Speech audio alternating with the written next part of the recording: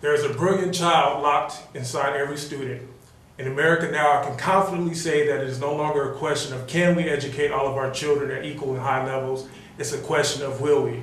What's up, Kansas City? I have just read to you two quotes by African-American educators. The first, Margaret Collins, is the founder of Westside Preparatory School in Chicago. The second, Mr. Cory Booker, is the mayor of Newark, New Jersey. Our in-studio guest today is Superintendent of Hickman Middle School District, Dr. Dennis Carpenter. I would like to welcome you. How are you doing here today? Thank you. It's a pleasure to be here. We will talk more about your education heroes and philosophy in just a little bit. First off, I want to talk a little bit about your background. You grew up in Waynesboro, Georgia. Can you tell me a little bit about your childhood? Waynesboro is a small town about 30 minutes, 25 miles south of Augusta, Georgia. So a small town, very close-knit community, lots of heroes or educational leaders, if you will, growing up. It was a community that probably falls into that adage that it takes a community or a village to raise a kid. So that's kind of the way I grew up. Small town, very close-knit, very strong schools, very strong parent and community support for all children. Is Waynesboro closer to Atlanta or Macon? Waynesboro is closer to Augusta. Like I said, it's about 25 miles south of Augusta. And it's probably equal distance from Macon and Atlanta, I think about 2 hours from each. In your childhood, how important was education? Very important. It was something that my family stressed, that my mother stressed. She's probably one of my first heroes as it relates to education, being a single parent, 6 kids, of which I'm the youngest, but never allowed us to use that as an excuse. Had high expectations from all of her kids, and because of those expectations, all of her kids were either college educated or members of the military. So that's her legacy. My mom's a teacher as well. I can appreciate that legacy. Can you tell me why you chose education as a career field? That's an interesting question.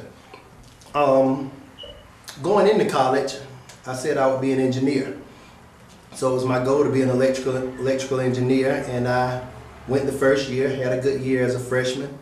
And that summer, I needed employment. So my mother called a friend of hers in the school district back in Waynesboro and said, my son needs employment. Is there anything that you might have for him to do during the summer until he goes back to school? And I was called on to serve as a paraprofessional in a 3rd grade classroom. And not unlike now, the same issue of high stakes testing in which these students need to pass a test that was called the CRT, as I recall. And the 15 students that were part of that classroom, I can still remember them and can probably call them all by name.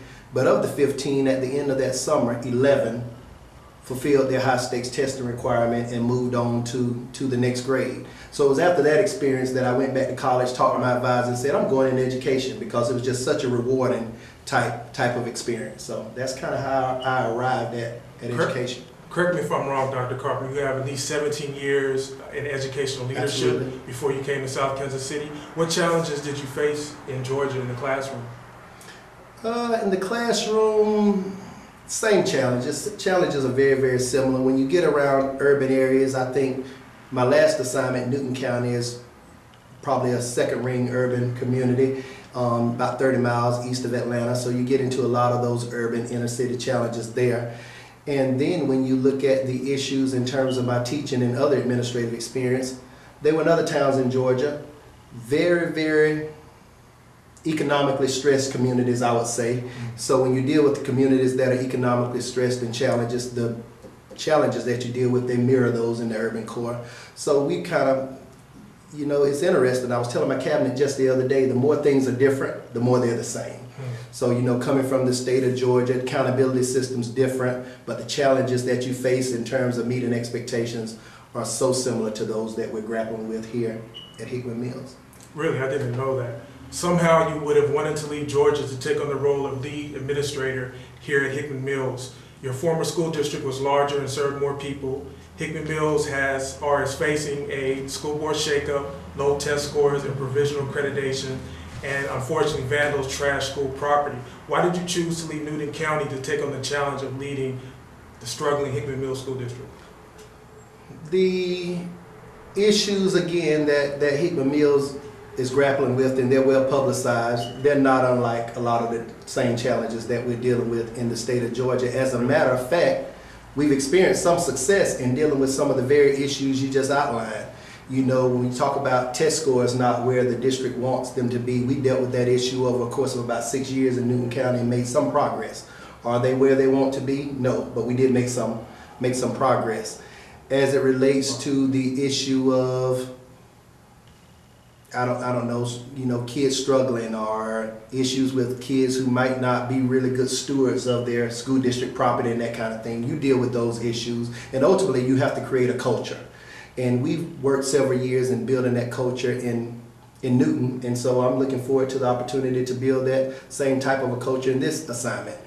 But you look at the issues, you talked about some of the issues, and then you kind of look at your skill set. And at some point when you're looking at the opportunity to assume that role of lead administrator, it's ultimately about a fit. So what I was looking for in terms of the superintendency was a community for which I believe my skill sets and my talents were a fit. So some of the very things you named, I think that my skill set is a fit in terms of grappling with those issues and ultimately leading to some level of improvement. That's awesome. You stated in an open letter to district educators that the Hickman Middle School District has some bright spots. What are they? Bright spots. You know, you look at accountability and you look at student data, and the primary influence over those systems would be your teaching core. And as I look around and have conversations with teacher leaders in our teaching core, I can honestly say that we have some very, very good teachers in our district.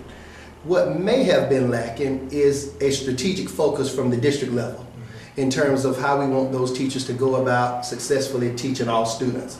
So we found some of that through the summer months. We've had our teachers involved in just really refining their craft through the use of research-based instructional strategies, and we brought in strategists, and a lot of our teachers have just gravitated toward that work. We've also looked at how do we know that kids know what we want them to do and understand. So we looked at this whole concept of benchmark assessment and really letting the teachers develop those assessments that we can look at 3 to 5 questions along the way to kind of say, we don't wait until April to say, oh, we didn't get it, we missed the mark academically. No, we want to be looking at that along and adjusting our instruction accordingly. So just that concept or that paradigm, our teachers have really wrapped their heads around it, they wrap their talents around it, their energies around it. So our teaching core is probably one of our primary bright spots. Recently, Hickman Middle School District scored 51.8 on its 2013 annual performance report, the lowest score reported from the Missouri area schools that were assessed. Obviously, a lot of Kansas City area schools. Kansas City area schools, excuse me. A lot of this reported, a lot of the information chronicled happened before you got here. Can you tell us why the Hickman Middle School District scored so low? Is anyone to be faulted? Or? No, we're not going to point any fingers. Ultimately, what we're going to do is move forward. Those data from DESE that were released last week, they provide this administration with a benchmark. You know, you can only pick up the pieces from whence you are, and we are where we are, and we pick up the pieces and we go from here. The good news is there's some low-hanging fruit. I mean, there's some issues like college career readiness and really monitoring our students and making sure they're ready and prepared, providing them with the right experiences and then the right tests to show that they've been successful in those experiences. Then the byproduct of doing the right thing by students in that area will be the points through MSIP 5. The issue of attendance, really having caring, competent adults who are concerned about a child when he or she is absent. Not only are they concerned, but we have strict protocols in place that we employ when kids are absent, up to the truancy court piece that you saw implemented here in Kansas City. So we should have been on that train maybe a long time ago. We were not, but the good news is we are now. So the byproduct of that, again, will be points. How we develop school improvements plans. I tell our leaders in our buildings all the time that we are a school system, not a system of schools. And that's a difference. As a school system, all of us are kind of building our plans, organizing our strategy around a common goal and a common purpose. Not 11 different schools with 11 different sets of goals and 11 different purposes. So we've done that now with our strategic planning, and then we'll be able to monitor from the district level how well are schools doing along the way in meeting their goals. And it's pretty simple from the premise of if every school believes that they should bring kids off the floor and start getting status points as it relates to student performance. And not only do they believe it, because we all know that hope is not a strategy, but they built strategies around each of those goals.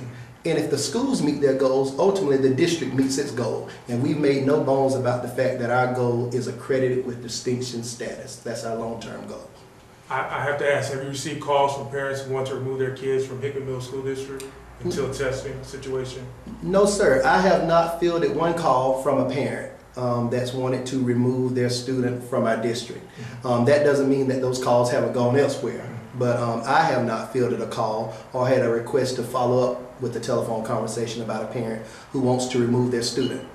On the other side, we do have parents who kind of picked up on the fact that some of our schools are performing better than others. So we do have those parents that want to transfer their students within the district because maybe a friend or maybe they've seen another school's results and they see the kind of they see the kind of success that that school may be experiencing. So they say, well, I think my child will have a better experience if he goes to school B, although I'm zoned for school C. So I have had some of those conversations with the parents about the district being very, very sincere about all of our schools being high-performing schools and all of our schools employing the same strategies to get our students to the academic benchmarks we want to see them achieve and the parent wants to see them achieve.